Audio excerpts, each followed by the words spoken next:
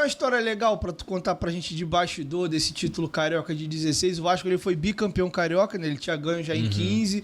Tinha uns caras ali, pô, bem solto, né? Nenê, Rafael Silva. Inclusive o Rafael Silva teve aqui já, o Jorginho também. Então é uma história legal desse grupo, desse carioca aí, bastidor do título.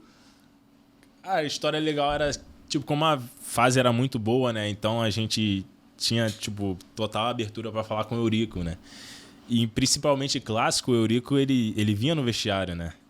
Pô, então o Rodrigo, o Nenê, os caras que já eram mais cascudos, depois que ganhava o jogo, a gente já ia direto nele cobrar o bicho, e ele pagava lá, amanhã vai estar lá, vamos pegar o bicho. Então ele foi sempre... O Eurico também foi muito importante, né, nessa fase ali, porque ele, querendo ou não, levantou o clube um pouco, né?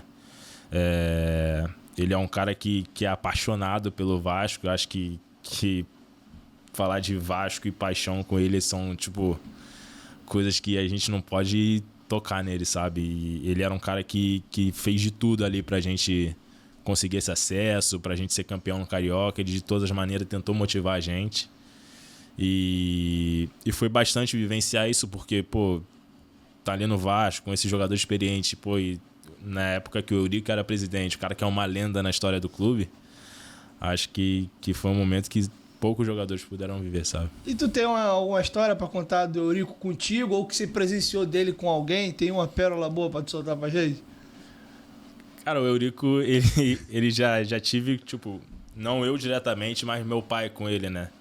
Na época eu tava na base e acho que meu pai tinha recebido uma não uma proposta, mas uma carta de interesse acho que na época era do PSV da Holanda, se não me engano, de ir de empréstimo pra lá. Só que na época eu tava na base.